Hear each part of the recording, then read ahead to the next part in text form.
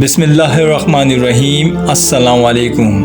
آج کی ویڈیو میں آپ کو اتوار کے دن کا ایک ایسا خاص وظیفہ بتانے والا ہوں کہ اس وظیفے کے کرنے کے بعد انشاءاللہ غیب سے اتنی دولت آپ کے پاس آنے لگے گی کہ آپ خود بھی حیران رہ جائیں گے۔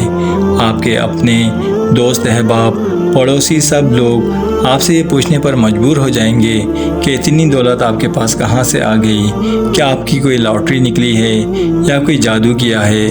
مگر جب آپ ان کو بتائیں گے کہ یہ سب صرف ایک دن اتوار کے ایک خاص وظیفہ کرنے کا نتیجہ ہے، جس کے کرنے کے بعد چند دنوں میں ہی میرے پاس بے حساب دولت آنے لگی، دولت کے آنے کے اتنے دروازے اللہ پاک نے میرے لیے کھول دیے کہ میں خود بھی حیران رہ گیا۔ اور میں نے صرف ایک دن اس وظیفے کو کیا تھا۔ آج میرے پاس دنیا کی ہر نعمت موجود ہے۔ آج میرے پاس روپے پیسے کی کوئی کمی نہیں۔ اللہ کا فضل ہے کہ میرے پاس اتنی دولت ہے کہ میں دوسرے لوگوں کو بھی مدد کر سکتا ہوں۔ بہت ہی آسان لیکن انتہائی طاقتور وظیفہ ہے۔ یہ وظیفہ کوئی بھی شخص کر سکتا ہے۔ تو چلیے ٹائم کو ضائع کیے بغیر اس انٹرسٹنگ ویڈیو کو شروع کرتے ہیں اور جانتے ہیں ان سبھی باتوں کے بارے میں پوری ڈیٹیل سے۔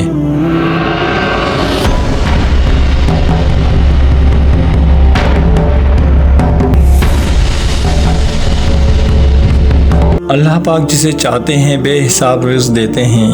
قرآن پاک میں اللہ پاک کا ارشاد ہے، رب المشرق والمغرب لا الہ الا هو فاتخذہ وکیلا۔ ترجمہ، وہی مشرق اور مغرب کا مالک ہے تو اسی کو اپنا کارساز بناؤ۔ اس آیت میں اللہ پاک فرما رہے ہیں کہ ہر چیز کا مالک اللہ پاک ہے۔ زمین و آسمان میں کوئی ایسی چیز نہیں جس کو اس نے پیدا نہ فرمایا ہو۔ وہ واحد اکیلا ہر چیز کا پیدا کرنے والا ہے۔ تو ہمیں چاہیے کہ ہم اپنی ضرورت کی چیزیں اسی سے مانگیں، اس کو اپنا مددگار اور کارساز بنائیں۔ سب سے پہلے ہمیں چاہیے کہ ہم اللہ کے دیے ہوئے رزق کی قدر کریں تاکہ وہ ہمارے لیے مزید رزق کے دروازے کھول دے۔ اب میں آپ کو رزق کی قدر کرنے کے چند واقعات بتاتا ہوں۔ آپ صلی اللہ علیہ وسلم کی بڑی اعلیٰ درجے کی تعلیم ہے کہ اللہ تبارک و تعالیٰ کے رزق کا احترام کرو، اس کا ادب کرو، اس کی بے ادبی نہ کرو۔ آج کل ہمارے معاشرے میں یہ اسلامی ادب بری طرح پامال ہو رہا ہے۔ ہر چیز میں ہم نے غیروں کی نقالی شروع کی تو اس میں بھی ایسا ہی کیا اور اللہ کے رزق کا کوئی ادب باقی نہیں رہا۔ کھانا بچا تو اٹھا کر کوڑے میں ڈال دیا۔ بعض اوقات دیکھ کر دل لرزتا ہے۔ یہ سب مسلمانوں کے گھروں میں ہو رہا ہے، خاص طور پر دعوتوں میں اور ہوٹلوں میں غذاؤں کے بڑے بڑے ڈھیر اس طرح کوڑے میں ڈال دیے جاتے ہیں۔ حالانکہ ہمارے دین کی تعلیم یہ ہے کہ اگر کوئی روٹی کا چھوٹا سا ٹکڑا بھی کہیں پڑا ہوا نظر آ جائے تو اس کی بھی تعظیم کرو، اس کا بھی ادب کرو اور اس کو اٹھا کر کسی اونچی جگہ رکھ دو۔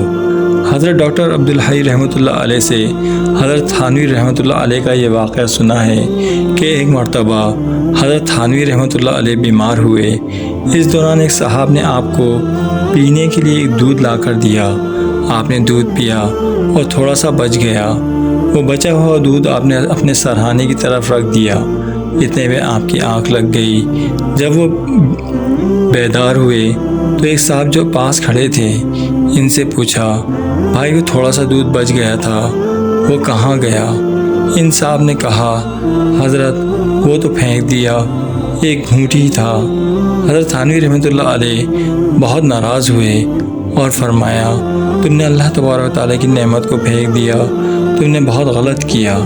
اگر میں اس دودھ کو نہیں پی سکا تو تم خود پی لیتے، کسی اور کو پلا دیتے یا بلی کو یا طوطے کو پلا دیتے، کسی مخلوق کے کام آ جاتا۔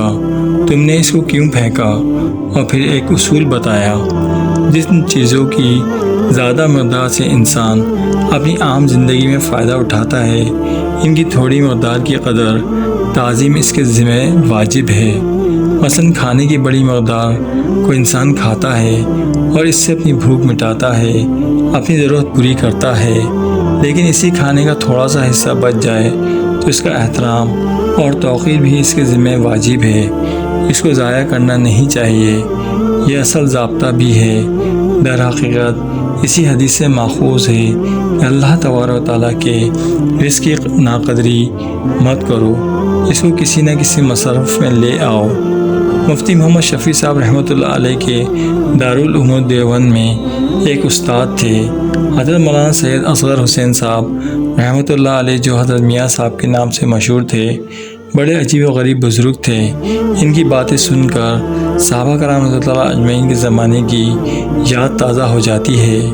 حضرت مفتی محمد شفیع صاحب رحمۃ اللہ علیہ فرماتے ہیں کہ ایک مرتبہ میں ان کی خدمت میں گیا، انہوں نے فرمایا کھانے کا وقت ہے، آؤ کھانا کھا لو۔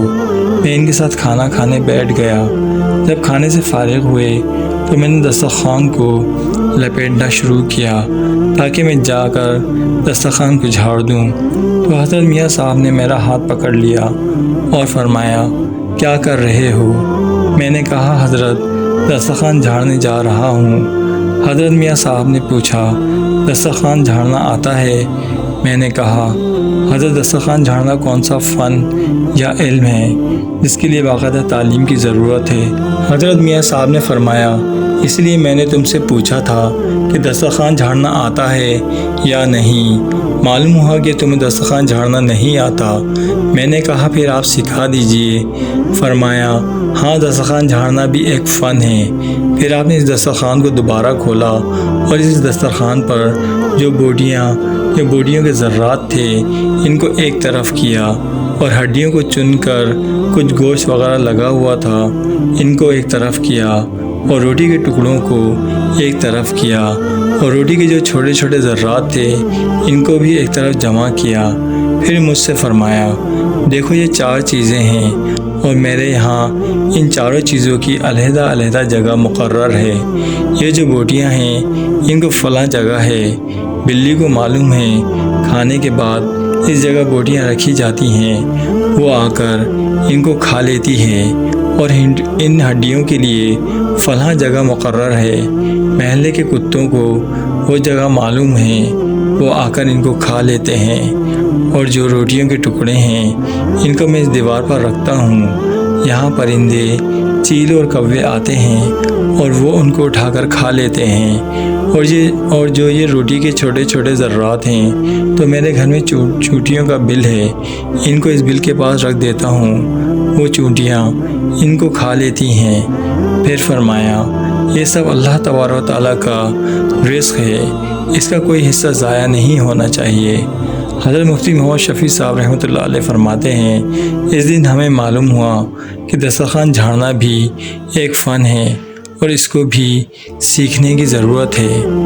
آج ہمارا یہ حال ہے کہ دسترخوان کو جا کر کوڑے دان کے اندر جھاڑ دیا جاتا ہے، اللہ کے رزق کا اہتمام نہیں ہے۔ ارے یہ ساری اللہ تبارک تعالیٰ کی مخلوق ہیں جن کے لیے اللہ تعالیٰ نے رزق پیدا کیا ہے، اگر تم نہیں کھا سکتے تو کسی اور مخلوق کے لیے اس کو رکھ دو۔ پہلے زمانے میں بچوں کو یہ سکھایا جاتا تھا کہ یہ اللہ تبارک و تعالیٰ کا رزق ہے، اس کا احترام کرو۔ اگر کہیں روٹی کا ٹکڑا نظر آتا ہے تو اس کو چوم کر ادب کے ساتھ اونچی جگہ پر رکھ دیتے، لیکن جوں مغربی تہذیب کا غلبہ ہمارے معاشرے پر بڑھ رہا ہے، رفتہ رفتہ اسلامی آداب رخصت ہو رہے ہیں۔ حضرت ابو ہریرہ رضی اللہ عنہ فرماتے ہیں کہ نبی کریم صلی اللہ علیہ وسلم کبھی بھی کسی کھانے میں عیب نہیں نکالا کرتے تھے، اگر پسند فرمایا تو تناول کیا اور اگر اس کو ناپسند کیا تو چھوڑ دیا۔ اس سنت کو دوبارہ زندہ کرنے کی ضرورت ہے۔ یہ سب باتیں کوئی قصہ کہانی یا کوئی افسانہ نہیں، بلکہ یہ سب باتیں عمل کرنے کے لیے ہیں کہ ہم اللہ تبارک و تعالیٰ کے رزق کا ادب اور اس کی تعظیم کریں اور ان آداب کو اپنائیں جو نبی کریم صلی اللہ علیہ وسلم نے ہمیں سکھائے، ہمارے دین کا حصہ ہے، جو ہمارے دین کا خصوصیت ہیں، اور یہ جو مغرب نے اس کے خلاف بلائیں ہم پر نازل کی ہیں ان سے چھٹکارا حاصل کریں۔ اللہ تبارک و تعالی ہم سب کو سنتوں پر عمل کرنے کی توفیق عطا فرمائے۔ اللہ رب العزت ایسے بندوں سے بہت خوش ہوتے ہیں جب وہ ہر وقت اللہ کی نعمتوں کا شکر ادا کرتے ہیں۔ ہمیں بھی چاہیے کہ ہم اللہ پاک کے دیے ہوئے رزق کی قدر کریں۔ اللہ پاک کا ارشاد ہے کہ جب تم شکر ادا کرو گے تو میں تمہیں اور عطا کروں گا۔ اب میں آپ کو اتوار کے دن کا ایک خاص وظیفہ بتاتا ہوں اور گارنٹی کے ساتھ کہتا ہوں کہ آپ نے آج سے پہلے اس وظیفے کے بارے میں کبھی نہیں سنا ہوگا۔ یہ وظیفہ ہر خاص اور عام سب کے لیے ہے۔ اللہ پر پورے یقین کے ساتھ اسے کیجیے گا۔